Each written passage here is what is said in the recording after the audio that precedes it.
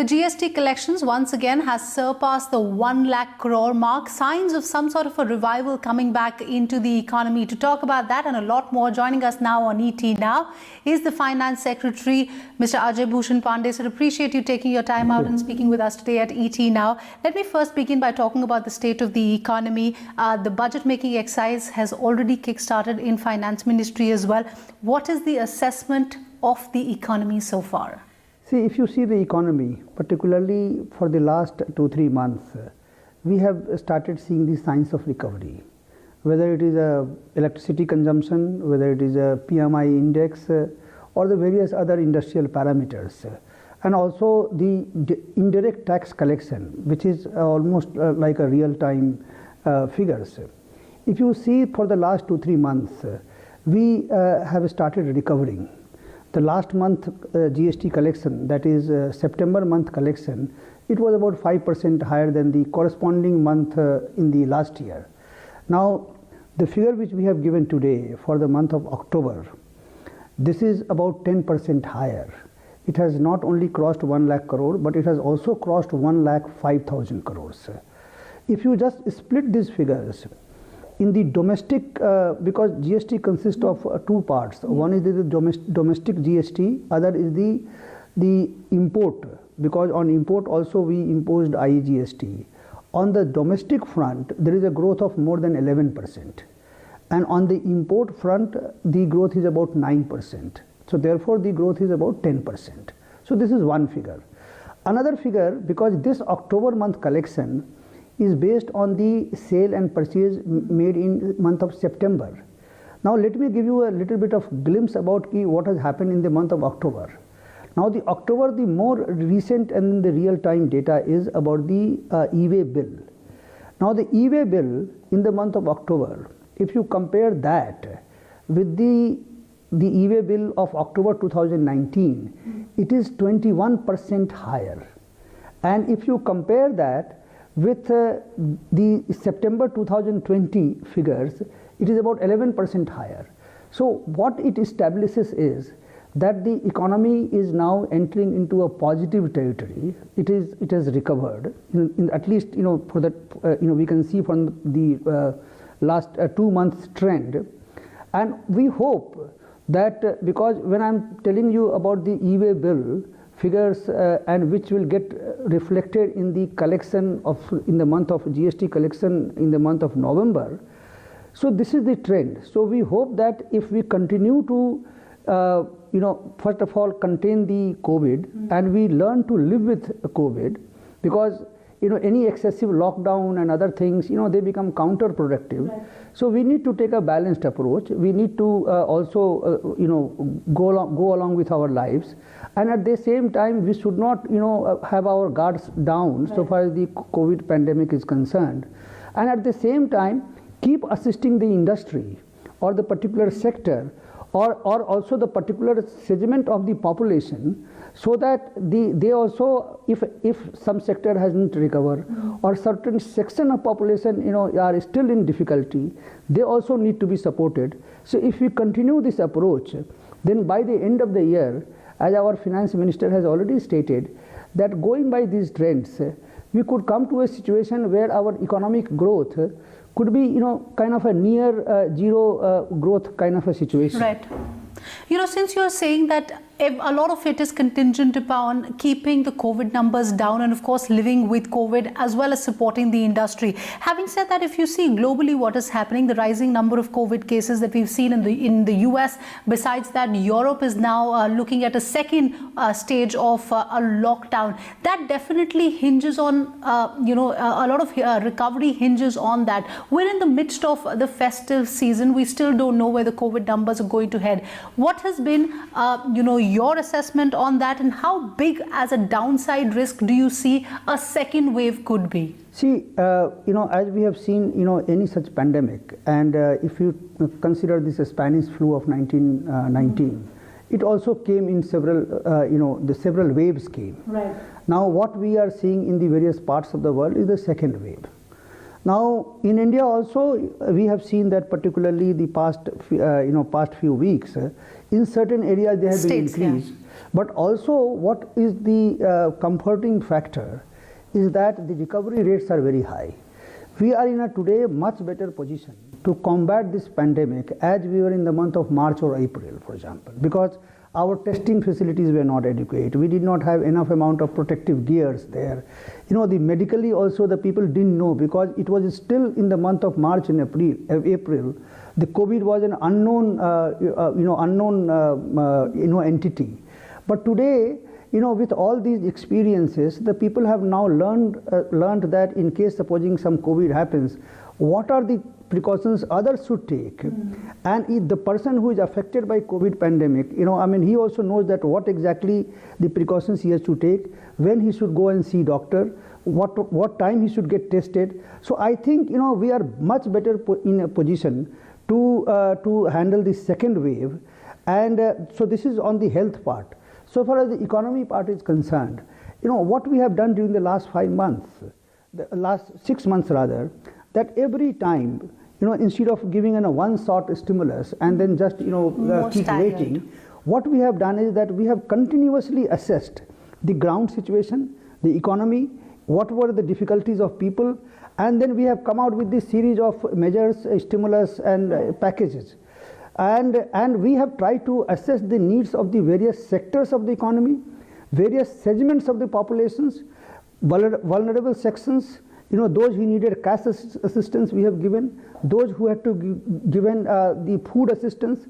Imagine 80 crore people have been given free food for 6 months over and above their usual ration quota, the direct financial assistance. So all those measures we have taken, and we continue to monitor those parameters at the ground level, and we will and as our finance minister has said, that whenever some intervention is needed by way of stimulus or any other manner, we will surely be there. So while of course talking about stimulus, you also said that there is a possibility we may be at close to a 0% level by the time we end this year, and we'll still be the fastest growing economy, the finance minister had said. Having said that, it's not about just this year. Even if we treat this year as a year where we've of course seen an unprecedented crisis, a pandemic, we have to see where from here. What is the assessment of the finance ministry in terms of where from here, what is going to happen about, say, next year, FY22? See, during this pandemic, as you have noticed, that it's not only that we fought pandemic, and we also are fighting pandemic, and also we took certain measures to contain the effect on the health as well as the economy and the well-being of the people. But also we carried out many long-lasting reforms. If you see about the farm bills, if you see about the labor code, if you see about the various taxation reforms, taxation reform, direct tax had come last year in the month of September, where we reduced this corporate tax rate to a level which is amongst lowest in the world. Just imagine a new manufacturing company, 15% tax rate. Where else you see in such a, in the world? So all these measures together, and now we are completely focused on the domestic manufacturing, domestic investments, and if you see the several measures that we have taken, production linked incentive, in just in a span of few months, we not only visualize the scheme, but we have also rolled out the scheme in the mobile phone manufacturing, electronic manufacturing, pharmas, as well as the medical devices. It is already rolled out. It is not only on the drawing board. The companies have been identified. They have started making the investments. Another very important thing, that in this budget, what we did was that we have said that all investments made by the sovereign funds and then the pension funds in the infrastructure or the related areas, if they do it within the certain time frame, their entire gain from those investments will be tax free. So this is again a big incentive. Then this Atmanirbhar package. So what are we trying to do is that India itself is a very big economy. So we want that the domestic investment should take place, domestic manufacturing should take place, and we have to encourage that. And while we are encouraging this, we will also ensure that we will encourage this by not giving them any excessive protection by way of custom duty or the border, the various border tax protections. What we will do is that we will provide a level playing field, right, and also the appropriate enabling environment within the country, and PLI is just an example of this. And you're looking at rolling out PLI in many more other sectors also, I mean, we have received suggestions from the various ministries and the various industries, the bodies. And what we are trying to do is that we are trying to identify the various sectors and where this architecture of PLI. I must say that this, the PLI, in the government we have seen in the last few decades, we used to give many industrial incentives.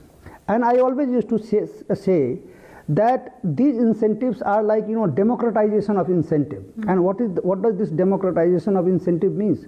That you give incentive to everyone, and then ultimately the result is to be that it used to get so thinly spread that nobody was able to get the benefit. So what did we do differently in this PLI? What we did was that first of all we identified the sector where the India can become a leading global player, and secondly the champion industries were identified, and the incentive was linked not merely to the investment or production, what is the incremental growth that one is showing. Right. So this is a new form of a very, very targeted, first of all targeted incentive scheme, and it is based on your marginal the improvement or marginal increase in the production. So if this year if I have taken the incentive, next year if I do not show the requisite incremental production, I will not get the incentive. Right. Which earlier, if let us say even if the production had become halved, still he would have claimed the incentive. Right. So while you're talking about, so many reforms that the government has undertaken along with the PLI scheme as well, the focus is also on, what kind of a stimulus can we expect for industry now that the Indian economy has begun to open up. You've had several meetings yourself with the finance minister. The finance minister has had meetings with the prime minister. Where are we? How soon can we expect another leg of the stimulus? And the reason I'm asking this, because now we've significantly opened up the economy. The finance ministry had said that we will press the accelerator when the economy needs it the most. Festive time, is it an opportune time for us to roll out another stimulus? See, first of all, as I mentioned before, that as we have seen shown during the last 6 months, that we have continuously monitored and we have continuously intervened and given a stimulus. And our finance minister also has said that we are monitoring, and then as and when we feel that there is a need to intervene in a particular manner, then we will be there at the right time. Now if you see the question of stimulus, just see that during the last 6 months, MSME needed to be helped. What did we do? We provided an enhanced working capital up to 3 lakh crores, and then the 3 lakh crores were out of that 2 lakh have been sanctioned. Close to that have been disbursed. Right. Now even this GST refund and the income tax refunds, during the last 2 months, the 2 lakh crore refunds have been given in a completely automated manner, and that is also enhancing the liquidity. Similarly, for the smaller, the MSMEs and then the individual persons who have taken loan, this interest relief that we give, the moratorium and now the further certain interest relief. So all these are the measures which are being taken. So therefore, what is more important is that just saying that some stimulus is coming. Question is that what is the need of the hour, and who needs it, and what is the kind of intervention that is needed.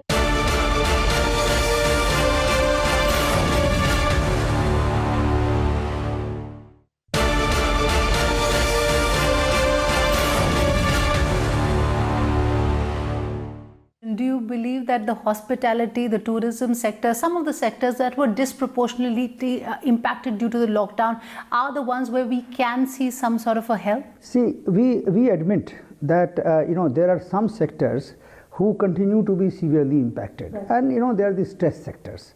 Now we have received suggestions from the various stakeholders which includes the ministries, and then also our partners in development, like in the trade and the industries bodies like FICCI, CII, the MSME associations, the trade associations. So we have received various suggestions, and then there are some stress sectors, right? And we are quite alive to those problems. So we are, all these suggestions are being examined, and we'll come back to it. We have seen so far any announcements that have been made apart from the first set of package were not very fiscally exuberant, if I should say. They were fiscally more watchful of where the position are. A lot of people say that you don't have to look at your purse strings and hold them too tight at this point of time. The time is to let go of fiscal forbearance. Where does Finance Ministry stand on that? See, our approach always has been that do whatever is needed, and what is the need of the hour. I mentioned that what is the need of the hour, who needs it, and and how much is going to be is the benefit to the economy, to the people out of it. And for that purpose, we have never felt any inhibited by the actual the amount that we are going to spend. But at the same time, we must always be prudent, because after all, it is a public money, and we have to spend in a manner which gives us the optimal results. Now, can it be somebody's case that while we are spending public money, we forget this factor of optimality? The maximizing our returns. So this is exactly what we are doing. That the sector which needed intervention during the lockdown, we did provide to them. Now then we felt that MSME needed certain intervention. Then we felt that some other sectors of the economy or the industry needed intervention. We did that. Now the question of a stress sector has come in. So we will also try and provide what best we can do that. And then the result is that it's not only the intervention. We have actually started seeing the results. Which is evidenced by this GST collection figures, right, the e-way bill figures, then the electronic invoice. Those are the things where you are actually seeing the ground results. Right, absolutely. So while you are saying that you will be fiscally more optimal, if I should put it like that, a lot of people say that this year you can keep it as a 0 year perhaps in terms of your fiscal situation, but there should be some sort of a fiscal rectitude as we go along. Has Finance Ministry given a thought to that? See, I always, for example, in this year, we have the Department of Economic Affairs and the Expenditure. They have enhanced this limit for the the fiscal deficits, particularly for the state governments also, right? In our case also, we will also have to relax that limit to a certain extent. Going forward from the next year, what we assess based on the current trend, that if this recovery pattern goes, and then definitely we'll be in a much better position to fight this COVID pandemic, the second wave or the third wave, and by the time the vaccine also would come and provide us further relief. Whatever we have done, particularly during the last few years, particularly in terms of lowering our tax rates and various reforms under the GST, the PLI schemes, the various infrastructure, the pipelines. So all those projects will start giving the results. So from the next year onwards, what we see is a very, very solid, and the growth in our economy, and we will see the results. And also, you will walk the fiscal path only then. Any responsible government, what we should always do is that after all, it is a public money, and we have to again do it in such a manner where we get a maximum return for the economy. Right, I get your point on that. At this point of time, when the budget making exercise has already kick-started, I'm sure you all are in the ministry, especially you being the Finance Secretary, has taken stock of where things stand with respect to the revenue position. How where do we stand? How are things as far as the revenue is concerned? Because it's not just on the direct tax front or the indirect tax front. It's also the kind of money, the revenues, the proceeds that we were expecting from the disinvestment front as well. And there seems to be a huge shortfall. See, the government gets largely its revenue from three sources: the direct tax, indirect tax, as well as the disinvestment revenue, and also the dividends from the various companies. Of course, this year the profitability of the companies will get impacted, so the income tax to some extent will get impacted. Corporate tax will get impacted. Also, the dividends which the companies are going to get, will get impacted. And then, of course, the disinvestment also. Though we had a setback during the past 5-6 months when the whole world and the entire country was fighting this pandemic. Perhaps this disinvestment process also got impacted, but now what you are saying is that we are also trying to recover this. Now this Air India thing, we have issued the clarifications, we have changed this parameter, so we hope that the some of those companies will get disinvested, and we can get as much money as possible during this current financial year itself. So while the privatization process, of course, is on, there's BPCL as well that the government is looking to hive off. Having said that, sir, at this point of time, a lot of people also talk about how infrastructure infrastructure spending commitment for the government is going to be a 2-year phenomenon, not just for this year. At a time like this, when we're seeing private investment not really picking up, I want to understand from you, what does the commitment to infrastructure really mean for the government? See, we are committed to the infrastructure development, and wherever the project can be formulated, and we are pursuing with the various ministries, and whatever the infrastructure projects which are control of the Government of India, we are trying to expedite, because during the pandemic process, the tendering, the appointment of the contractor, those would have suffered a certain amount of setback. Now that everybody is now coming back to the to the normal life, so now all these processes can be expedited, and we can expedite those the investment. So far the funding is concerned, let me assure you that that for these projects, the whatever money that is required and whatever the monies the various ministries can spend, our secretary expenditure has already stated that we will try and see that at least their the allotment or their allocation of the money does not get impacted. While infrastructure, of course, is going to be a big area to watch out for, I want to understand from you, as we still don't have a vaccine, but the moment we get one, what kind of funds are we looking at for a potential vaccine? See, I admit that I have not studied that, because this vaccine is in the trial stage, right? The question is that when will it come, and then the concerned ministries, the health ministry, and then the other stakeholders who are actual in the development of the vaccines, they are working very closely and trying to get those vaccines as early as possible. But about the costing part, at least we haven't looked into this, so it will be very, very premature for us to say that how much is going to cost. I think we'll have to wait and see. In terms of the funding that the government will make, I understand that it of course is going to take a lot of time. In terms of funding that the government is going to allocate for not just health infrastructure but also the vaccine, can we expect a significant bump up in the budget going forward? I wouldn't hazard any guess, because unless and until I have seen those figures, what is their cost of production, how much will it cost, it will be very, very unfair for me to make any comment on which I have not done my study. Okay, all right. On that note, appreciate you taking your time out and helping us understand where things stand with respect to the state of the economy. Thank you very much. Thank you.